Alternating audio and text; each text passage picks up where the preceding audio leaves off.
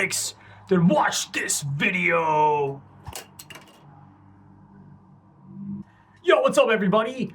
My name is Jay Tarantino from the band Etherius. Welcome back to another lesson. Today I'm going to be breaking down one of the flashiest and most controversial guitar techniques in the world, sweep picking. Why do I say controversial? Because there's always that one angry boomer that says some goofy shit like David Gilmour can say more with one note than Yngwie or any other shredder can say with 100. Man, shut the up. I'm going to use some examples from some of my Etherius solos to show you some fun and musical ways to play arpeggios. So the first example I'm going to show you is from the Etherius song, The Rivers of Sand and Blood. There's an arpeggio sequence there, a 2-string arpeggio sequence, and I actually play with alternate picking because it's pretty fast, but I will show you how it would sound with sweep picking and we'll compare the two sounds back to back. So the solo is, it goes like this. Starts with a B minor arpeggio, so 12, 10, 12 on the B string, 10 on the E string, 14 on the E string. We're doing. Then we're gonna go to A sharp diminished. We're in harmonic minor, B harmonic minor in this case. So that's 11 on the B string, 9 and 12 on the E string. So.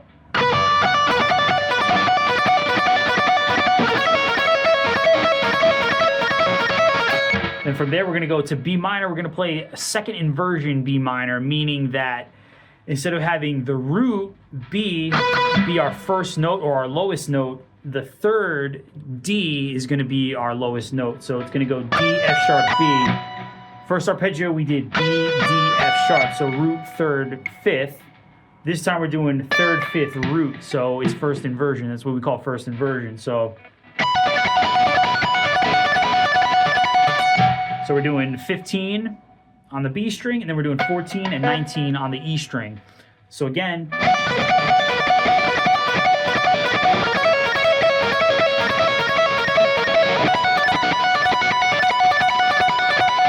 then we're doing, we have two 5-string arpeggios there, which we'll break down in a later video, but for this example, I'll show you. First arpeggio is G, G major, so we're going descending, so we're going from high to low. And we're going to F sharp, so again, G, F sharp. So there's two ways you can play these type of arpeggios. Like you could do with sweep picking, like we're going to talk about here. So if we do it with sweep picking, we're going to start with a down. We're going to go down, down. Again, we're doing down, down, up, pull off.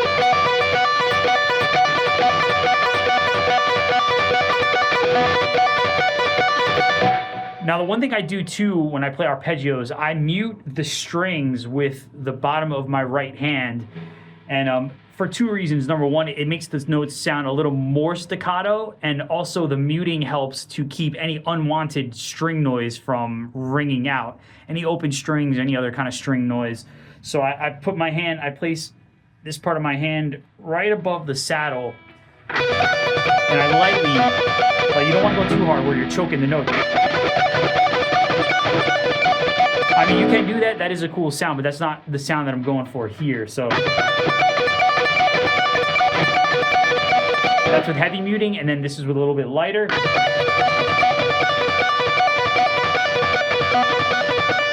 And then this is with no muting at all.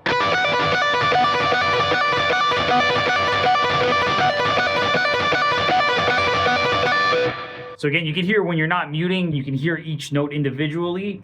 You're still hearing some noise as opposed to when you're muting. So again, that's without muting. And then this is with muting.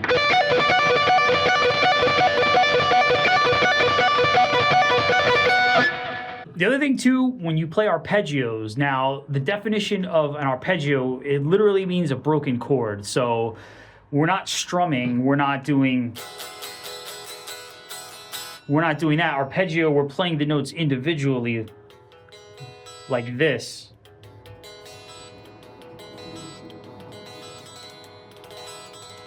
So the difference between playing arpeggios like that as opposed to the way we're doing it in a more of a lead guitar, shred guitar context is we don't want the notes ringing together like this. The most important thing with playing arpeggios cleanly is we need the separation of the notes. So when I'm playing the first note, as soon as I play that note and I go to the second note, I'm lifting my finger up slightly to choke the first note, so the two notes are not ringing together. So by the time I play this second note, my second finger on playing that first note has already been lifted off the fretboard.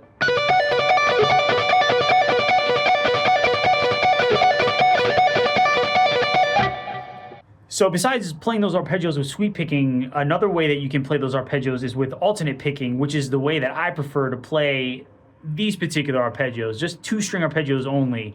When we get into the other ones, I do like to use sweep picking. So the way I play this solo, instead of doing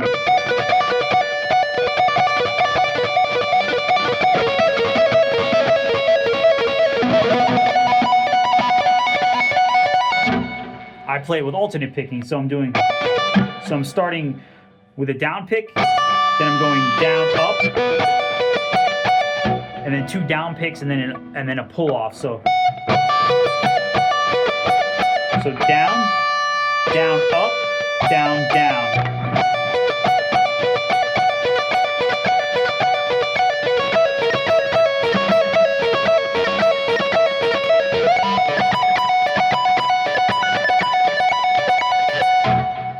So a good way to practice this too is get a metronome and just play each arpeggio individually. Start off slow and then just gradually increase the speed.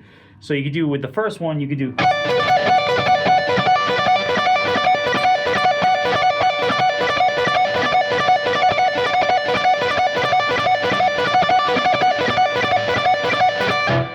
Practice that one for a little while, then move on to the next one.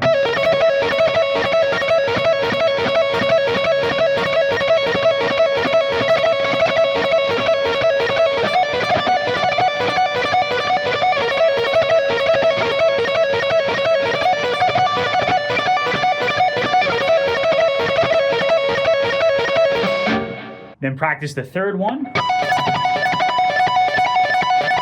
This one might be a little tricky because there is a little bit of a stretch between the index finger and the pinky. But again.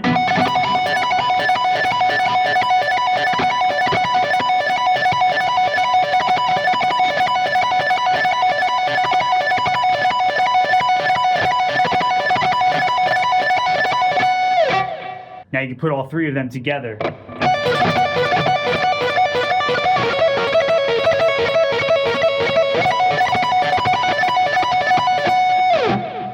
Besides being an efficient way to play fast, using arpeggios and sweep picking is also a great way to outline chords. So again, with the same solo, the chords that I'm playing over, or the riff that I'm playing over, implies a root of B and a root of F sharps. So the riff that I'm playing that solo over goes like this.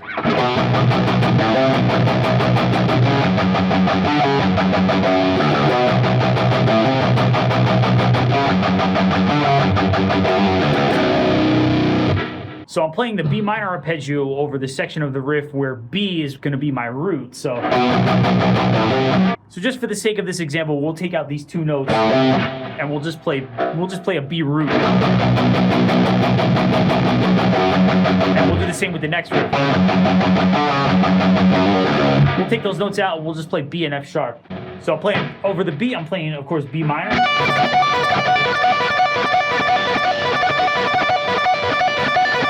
So for this next arpeggio, which is A sharp diminished 7, over the A sharp, I'm playing A sharp, which is the 3rd of that chord. Remember, this is the 5-7 chord in the key of B minor, B harmonic minor. Then we're hitting 9th fret, E string, which is C sharp. That's the 5th. So we have these 2 notes here. And then we're playing E, so 12th fret E string, which is the flat 7. So we have, essentially what it's outlining is this chord here.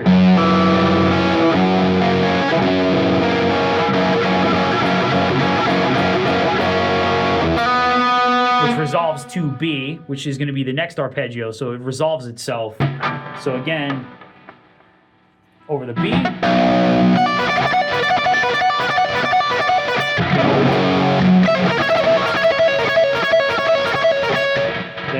to B. Then over the F sharp here, we add the end of the solo, which is the. So again, we're resolving it. We're doing G, which is a flat 6.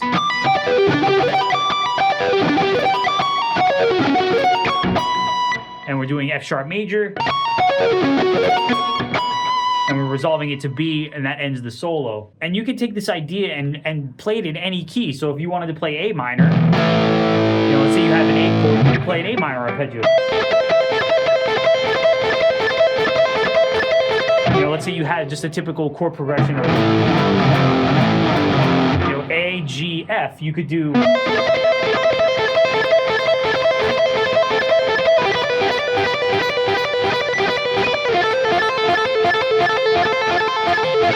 And there's more advanced ways to do it, which we can get to in later videos. The reason we're going to do that is because it's going to make our solos sound a little more musical, a little more professional. It's going to make it sound like it's not so random. You know, let's say we had this chord progression again. You know, instead of...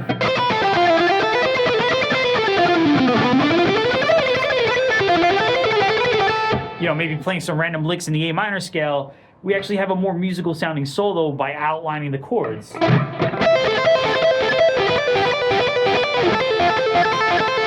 Now that's a very basic way of explaining it. That's actually a very basic example. There's more creative ways that we can navigate around those arpeggios, but just for the sake of this video, I just want to show you that as an example. So I'm going to play the solo from the etherius example again. I'll play it slow, and then I will play it to the track so you can hear the harmony going on behind the licks.